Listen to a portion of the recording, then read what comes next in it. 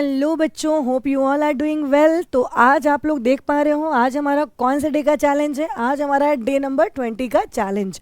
तो आज आप क्या करने वाले हो, सबसे पहले तो हम देखो ज़रा ध्यान से।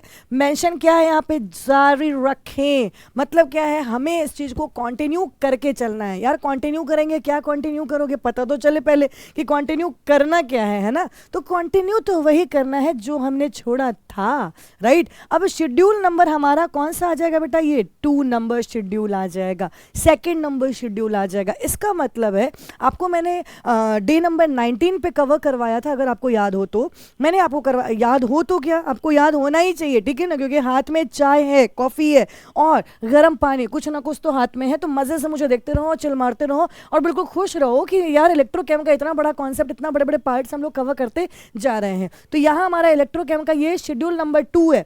शेड्यूल नंबर 2 में आप लोग वैसे तो 1 वाले पार्ट में अगर मैं आपको बोलूं तो आपने ऑलरेडी कवर कर रखा है, काफ़ी अच्छी अच्छी चीज़ है, जिसमें मेरा सबसे फेवरेट मैं अगर आपको बोलूं और सबसे इंपॉर्टेंट जो मैं आपको कॉन्सेप्ट बताऊं वो कौन सा था बेटा, nursed equation, right. Very very true, nursed equation. Nursed equation के बाद हमारे पास क्या था, कोलरॉश लॉ, उससे भी अच्छे क्वेश्चंस बनते हैं, इजंट इट। बाकी तो आपने मोलर कंडक्टिविटी, इक्विवेलेंट कंडक्टिविटी, इन सब चीज़ों का, सॉरी, इन कंडक्टेंस वाला कॉन्सेप्ट वगैरह तो कवर कर ही लिया था। चलो जी, तो अब हमारे पास, हाँ, शी का भी कॉन्सेप्ट मत भूलना, वो सारा हो चुका हुआ है। तो चलिए जी, अब हम लोगों के पास ऑलरेडी जब इतना कुछ कवर करके बैठे हुए हो तो चलिए जी हम लोग देखने जा रहे हैं अब हमारा शेड्यूल नंबर 2। तो उसमें है क्या क्या, ज़्यादा कुछ नहीं है। देखो कितने अच्छे से मैंने, कितने प्यार से तुम्हारे लिए ये चीज़ काम किया है। सबसे पहले इलेक्ट्रोकेमिकल सेल। यार देखो, इलेक्ट्रोकेमिकल सेल अगर हम बोलेंगे ना तो आपको पहले भी ध्यान ही था, है ना, हमने कवर करा हुआ था। लाइक 2 तरह के सेल होते हैं, है ना, गैल्वेनिक सेल की बात करी थी, इलेक्ट्रोलिटिक सेल की बात करी थी। तो हमारे पास अब मेन कॉन्सेप्ट किसका आता है, तो फिर फ्री एनर्जी का कॉन्सेप्ट, है ना। फ्री एनर्जी के कॉन्सेप्ट में मैं अगर आपको बोलूँ तो आपको बेसिकली ध्यान क्या देना है कि 2 तरह से हम क्या बोलेंगे यहाँ पे, 2 तरह से वर्क डन की बात करेंगे। एनर्जी, फ्री एनर्जी मतलब वर्क डन की बात करेंगे। वर्क डन 2 तरह का होता है, कौन कौन सा, एक तो हमारा पास क्या हो जाएगा, यूजफुल वर्क डन। देखना जरा ध्यान से, कुछ कुछ चीजें आपने करनी है, यूजफुल वर्क डन। मैं थोड़ा सा ना बस लेआउट दे रही हूँ, यूजफुल वर्क डन। और दूसरा क्या हो जाएगा, नॉन यूजफुल। नॉन यूजफुल कौन सा वाला होगा, जो मैकेनिकल वर्क डन होता है ना उसको हम क्या बोल देते हैं, नॉन यूजफुल। और जो हमारा इलेक्ट्रिक वर्क डन होता है ना उसको हम क्या कह देते हैं बेटा, उसे हम बोल देते हैं यूजफुल वर्क डन, ठीक है ना। आपको पता ही है यूजफुल वर्क डन जो है हमारा इलेक्ट्रिक वाला, उसको हम कैसे लिखते हैं बेटा, चार्ज इंटू पोटेंशियल। तो चार्ज इंटू पोटेंशियल करके वो काम कर ही लोगे, इजंट इट। जो नॉन मैकेनिक मतलब जो मैकेनिकल वर्क डन है जिसको हम क्या बोलते हैं बेटा, नॉन यूजफुल वर्क डन।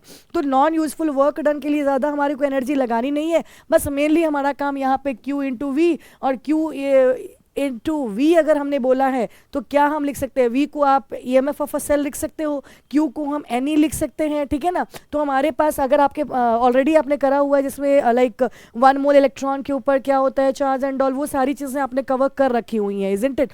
तो बस वहीं से इसको इक्वेशन को लेके आना है, Q इंटू वी रहेगा या फिर Q into EMF of a cell आप मेंशन कर सकते हो इसी चीज़ को। और उसके बाद आप आगे बढ़ जाना, उसके बाद आपके पास आ जाएगा क्या, फ्री एनर्जी को हम किसके साथ रिलेट करते हैं, तो फ्री एनर्जी को हम रिलेट करते हैं माइनस वर्क डन, कौन सा, इलेक्ट्रिकल, ये लॉ, ठीक है। तो आपके पास एक फॉर्मूला आपको बेसिकली आज ध्यान देना है, वो कौन सा, minus NFE, EMF of a cell. इसी फॉर्मूला पे काफ़ी अच्छे अच्छे क्वेश्चन बनते हैं। अब EMF ऑफ अ सेल है मेंशनड है ना, तो आपको EMF ऑफ अ सेल निकालना भी पता है, E नॉट सेल वाला। तो E naught cell minus 2.303 RT upon NF log, log word तक रुके रहो।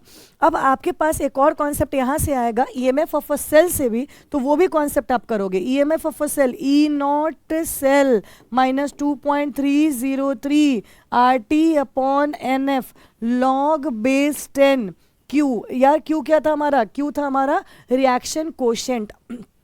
इक्विलिब्रियम में पढ़ा हुआ है, और कहाँ पढ़ोगे, इक्विलिब्रियम में पढ़ा हुआ है। तो वही कॉन्सेप्ट, इसके ऊपर आपको क्वेश्चंस न्यूमेरिकल्स इनके ऊपर आते हैं। एक और आपका आता है क्या, स्पॉन्टेनिटी का, थोड़ा थर्मो से दिमाग लगाओ, स्पॉन्टेनिटी से आप दिमाग लगाते हैं। फ्री एनर्जी मतलब EMF ऑफ अ सेल ज़्यादा होगा 0 से, मतलब पॉजिटिव होगा नेगेटिव होगा, इसका कॉन्सेप्ट मतलब delta G EMF of a cell, इन सब का स्पॉन्टेनिटी से, नॉन स्पॉन्टेनिटी से, वैसा क्वेश्चन वैसा कॉन्सेप्ट देख लेना आपके पास होना चाहिए। अगर आपके पास ये कॉन्सेप्ट मेंशन है तो आप बेटा यहाँ से कर सकते हो। अगर हम बात करते हैं इक्विलिब्रियम पे क्या होता है, एट इक्विलिब्रियम क्या होता है, EMF of a cell zero होगा। बस यहाँ से आप आगे का काम क्या कर सकते हो, E naught cell is equal to 2.303 RT upon NF log. जो बच्चे पढ़ के बैठे हुए हैं ना अच्छे से, वैसे तो पढ़े ही होंगे यार सब लोग, तो आपको ध्यान होगा रिएक्शन क्वोशंट जो है ना उसको हम रिलेट कर देते हैं यहाँ पे। अगर हम इक्विलिब्रियम पे बात करते हैं तो वो Q इज इक्वल टू के सी होता है ना, QC is equal to KC, बस वही चीज़ कर देना, तो लॉग बेस 10 क्या हो जाएगा। इससे हमारे पास ये भी कॉन्सेप्ट निकल के आ गया। हम यहाँ से लाइक रेट कांस्टेंट के टर्म में भी इस चीज़ को बता सकते हैं। अब हमारे पास कोई टेंशन की बात नहीं है, बोलो कर जाओगे, हो जाएगा यहाँ पे। चलो जी, तो हमारे पास यहाँ से इससे आपको मेनली अभी मैं ज़्यादा कुछ नहीं बोलूँगी क्या क्या कर लेना है इसके पार्ट से, क्योंकि मैं थियरी पे ज़्यादा थोड़ा फोकस कर रही हूँ। आज का भी डे आपका थोड़ा ज़्यादा थियरी की तरफ रहेगा, लेकिन येस मैं आपको अभी भी बोल रही हूँ बेटा, हमें थोड़ा न्यूमेरिकल ज़्यादा करना है इस चैप्टर से, ठीक है ना, न्यूमेरिकल ज़्यादा करना है, इजंट इट। और मैंने आपको बताया भी था, अरे चाय पीते रहो, टेंशन मत लो, थोड़ा है टेंशन वाला टॉपिक, इसीलिए देखो ज़्यादा से ज़्यादा मैं कॉन्सेप्ट डायरेक्टली बात कर रही हूँ आपसे, क्योंकि एक्चुअली करना पड़ेगा, है ना, इसी तरह से करना पड़ेगा। तो अगर आप देख रहे हो यहाँ पे ना, हमने ये सारा कुछ कवर कर लिया हुआ है। आपको मैंने बोला था शॉर्ट क्रिस्प नोट्स, और आपको मैंने बोला था फॉर्मूला चार्ट बहुत इंपॉर्टेंट रहेगा खासकर इस चैप्टर में, लेकिन कंडीशनल फॉर्मूला, ऐसे नहीं ये होता ऐसा नहीं, ये कोई कॉन्सेप्ट ऑफ फॉर्मूला नहीं है। कॉन्सेप्ट ऑफ फॉर्मूला का मतलब होता है कि अगर हमने फॉर्मूला लिखा है ना तो उसके पीछे हम वहाँ पे मेंशन कर रहे हैं, ताकि उसको फॉर्मूला को देख के ही हमारे दिमाग में ये फिट हो जाए कि इसका कॉन्सेप्ट क्या था जिसका ये फॉर्मूला है, उसको कहते हैं फॉर्मूला चार्ट, ठीक है ना। व्हाट इज फॉर्मूला चार्ट अगर मैं बोलूं आपको तो ये होता है, ठीक है। एनीवेज, तो चलिए ये काम हो गया हमारा, ये बहुत आराम से हम कर सकते हैं। इसके बाद यहाँ पे तो ये हो गया, अब हम यहाँ पे करने जा रहे हैं बेटा कॉन्सेंट्रेशन सेल के बारे में। अब क्या करोगे, कॉन्सेंट्रेशन सेल में तुम्हें क्या देखना है, देख यार तुम याद करो जरा, कॉन्सेंट्रेशन सेल क्या होता है, दो similar electrode with different concentration of देख लो यहाँ पे है ना, तो इलेक्ट्रोलिटिक सोल्यूशन जिसके अंदर ये रखा हुआ है दो इलेक्ट्रोड, ये दोनों इलेक्ट्रोड हैं सिमिलर। अगर ये कॉपर का है तो ये भी कॉपर का ही है, अनोड कॉपर का है तो कैथोड भी कॉपर का ही है। लेकिन एक चीज आपको फोकस करके चलना पड़ेगा, anode and cathode if both are made up of copper, तो इन दोनों का क्या होगा, कॉन्सेंट्रेशन डिफरेंट होगा। यार नाम क्या है, कॉन्सेंट्रेशन सेल, इसका मतलब क्या होगा, कॉन्सेंट्रेशन डिफरेंट होगा। तो कॉन्सेंट्रेशन डिफरेंट ऑफ इलेक्ट्रोलिटिक जो सोल्यूशन है ना उसका यहाँ पे कॉन्सेंट्रेशन डिफर कर रहा है, इजंट इट। तो एक का C1 मानेंगे, एक का C2 मानेंगे, और उसके ऊपर हमारे पास आएगा जो EMF होता है कॉन्सेंट्रेशन सेल का, E नॉट सेल, याद रखना, जो E नॉट सेल होता है, ई नॉट सेल कॉन्सेंट्रेशन सेल का, इसको थोड़ा देखते जाना है ना, कॉन्सेंट्रेशन सेल का वो जीरो होता है। ये सब चीज़ों पे थोड़ा ज़्यादा फोकस कर लेना, अच्छे से कवर करते जाना कि क्या क्या बोला जा रहा है, राइट। अगर आपसे फॉर्मूला बोला जाए तो आपको फॉर्मूला भी वैसे पता है, ईएमएफ ऑफ अ सेल निकालने का फॉर्मूला कुछ याद आ रहा है, हाँ बिल्कुल याद आना चाहिए, 0.0591 अपॉन, क्योंकि यहाँ पे एन आ जाएगा, एन का वैल्यू कितना हो जाएगा, 2 हो जाएगा, 2 log C2 अपॉन C1। तो कॉन्सेंट्रेशन आपके सामने है, बहुत आसानी से बना सकते हो इसका। ये फॉर्मूला पे आपके पास क्वेश्चन अगेन आता है, न्यूमेरिकल्स काफ़ी अच्छे न्यूमेरिकल्स इन पे रहते हैं, राइट।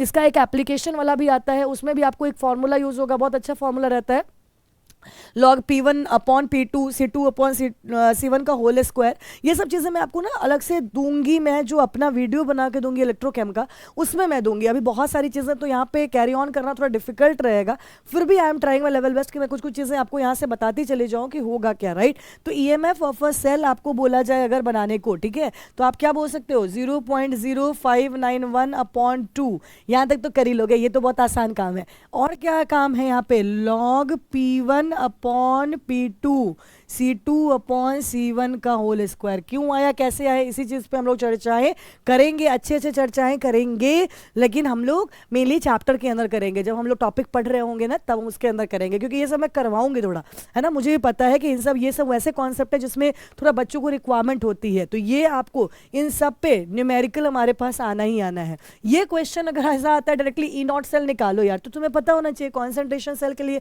ई नॉट सेल की वैल्यू कितनी होगी, 0 होगी। तो ऐसे क्वेश्चंस आपको आएंगे, उसको थोड़ा सा कर लेना, थियरी में थोड़ा सा ज़्यादा फोकस करना, ये बेसिक चीज़ें, फॉर्मूला चार्ट पूरा प्रिपेयर रखो, सो दैट जब तुम न्यूमेरिकल करने जाओ तो वो थोड़ा आसान रहे तुम्हारे लिए, राइट।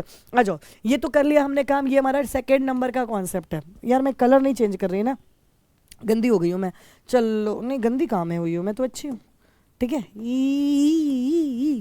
तो ये हो गया हमारा 2 नंबर, ये हमारा हो गया 1 नंबर, 1 का भैया, वन का भैया, ठीक है ना, वन का भैया ये आ गया। आ जाओ जी, अब हमारे पास कौन सा, इलेक्ट्रोलिटिक सेल। याद करो हमने दो तरह के सेल के बारे में पढ़ा था ना, गैल्वेनिक सेल और इलेक्ट्रोलिटिक सेल के बारे में हमने दो ही तरह का सेल पढ़ा था।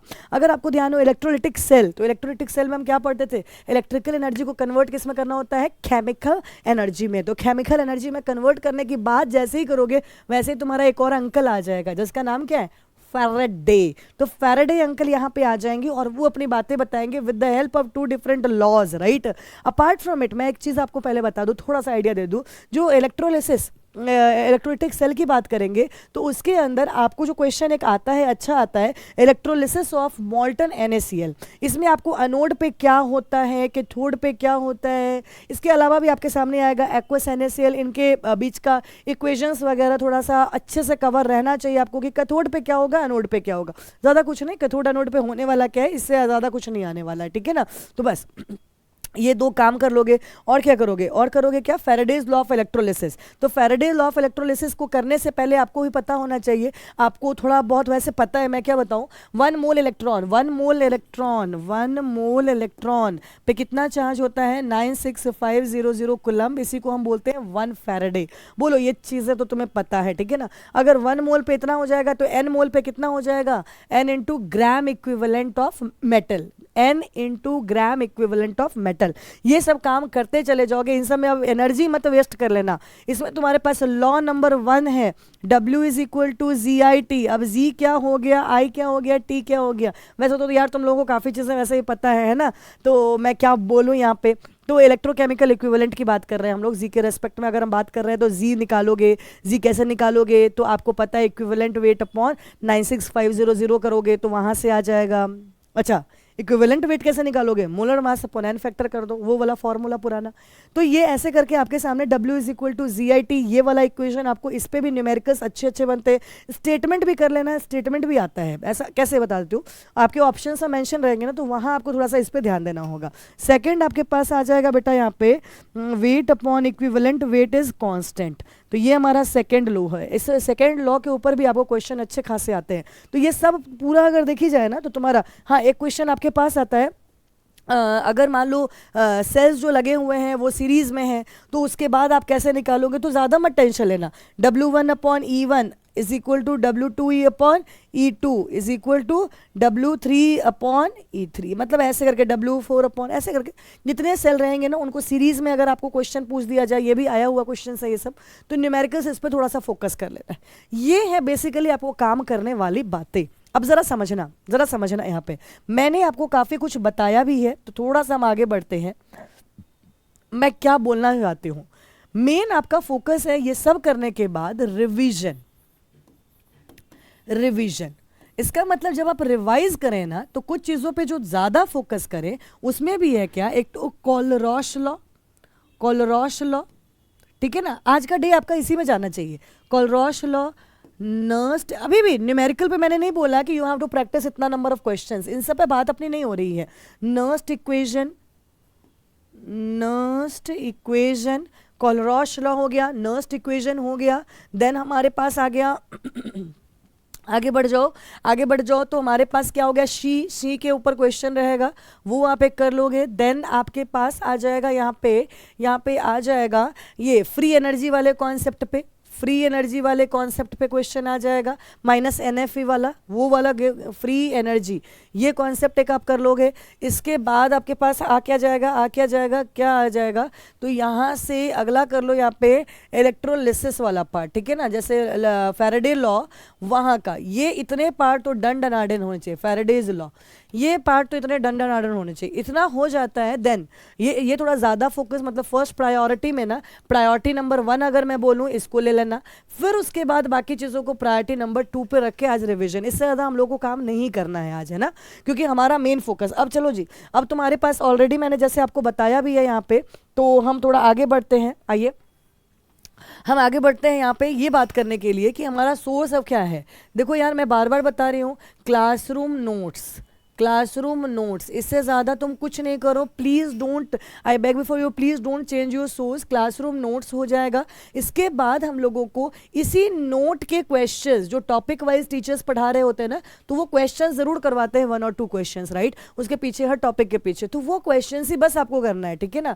नेक्स्ट आपके पास ना यहाँ पे शॉर्ट क्रिस्प नोट्स, तो शॉर्ट क्रिस्प नोट्स में क्या है, जैसे मैंने आपको ई नॉट सेल की वैल्यू बताई, फॉर कॉन्सेंट्रेशन सेल उसकी वैल्यू 0 होती है, तो ये ऐसा चीज़ है जो कि आपको याद रखना पड़ेगा, है ना। शॉर्ट क्रिस्प नोट्स जो है ना, उसमें बस यही सब चीज़ें होनी चाहिए। Mainly focus on formula chart, entire physical chemistry में ना focus on formula chart, not pakora chart, ठीक है ना। व्हाट इज फॉर्मूला चार्ट, अब आपको पता है कि फॉर्मूला चार्ट होता क्या है, तो बस ये आपने समझ लिया, इतना काम आपको आज करना है, इससे ज़्यादा कुछ भी नहीं करना है, चिलपिल होना है, रिलैक्स होना है, पूरा थियरी कवर होना चाहिए आज, ये बस आपकी प्रैक्टिस हो कि आज मतलब डे 20 मेरा मतलब सारा थियरी कवर हो चुका हुआ है इलेक्ट्रोकेम का, ठीक है ना, क्योंकि ये जैसे ही कवर होगा then only we will enter for the next episode, ठीक है ना, कि हम क्या करेंगे, मतलब डे नंबर 21 को हमें क्या करना है, ये थोड़ा सा काम करने वाला है, ठीक है जी। तो ये धन धनाधन हो जाएगा, फक्का फक्का मतलब फक्का, इस बीच में ऐसा कुछ नहीं होना चाहिए आधा कच्चा आधा पक्का, ठीक है। तो चलिए जी, देखो यार मैंने ना ये चीज़ पूरा आप देख रहे हो, मैंने पूरा प्लान ऑफ किया हुआ है कि मतलब आप कैम कर रहे हो तो आपका ना बाकी सब्जेक्ट भी कहीं पे भी हैम्पर ना हो, राइट। जैसे मान लो अगर मैं आपको बोलूँ यहाँ पे कि once we are done with electrochem as well, इसके क्वेश्चंस भी हो जाएंगे, तो मैं अपने एंड का पार्ट अब करना शुरू करूंगी, क्योंकि थोड़ा लाइक टेक्निकल ग्लिच की वजह से we are left out with, हमें सोल्यूशन में मेरे एंड से क्या मिलेगा, है ना, सम बेसिक कॉन्सेप्ट में भी मेरे एंड से क्या मिलेगा, तो ये बहुत सारी चीज़ें आपकी ना मिस होती चली गई हैं, तो वो एक बार चेक करते हैं और आपको वहाँ से हम लोग थोड़ा इन चारों चैप्टर्स को ना एक साथ हम करवाएंगे, इनके आपको काम वगैरह जो मेरे एंड का है, ताकि आपका ये फुल टूस हो जाए, है ना। 60 डे ऐसे नहीं मैंने नाम रखा हुआ है, इजंट इट, 60 डे में मतलब हमें पूरा धुरंधर बन जाना है, हमें कैम को छोड़ना नहीं है, पूरा धुरंधर बन जाना है। तो पूरा आप देख रहे हो सारे बड़े मज़े से आपको कॉन्सेप्ट पूरा तैयार होता जा रहा है, और आप तो बिल्कुल फुल टूस में, तो चाय कॉफ़ी कोल्ड ड्रिंक वगैरह सब हमारा एंड हो चुका है बच्चा लोग। अगर एंड हो चुका हुआ है तो प्लीज़ एंड प्लीज़ अब लग जाओ अब अपने काम पे, आज का लक्ष्य निर्धारित है आपके पास, है ना, पूरा लक्ष्य मतलब पूरा भेदने वाला। देखो मैंने कितना कुछ, ऐसा लग रहा है मैंने पढ़ाई दिया है आज आप लोगों को, राइट। अभी तो पढ़ाया है नहीं, मतलब मैं पढ़ाऊंगी तो क्या होगा पता नहीं, ठीक है। तो ये था इलेक्ट्रोकेम का शेड्यूल जो आपके सामने हमने आज के लिए जीवंत किया। तब तक के लिए धन्यवाद, आज का दिन शुभ हो, लग जाओ काम पे।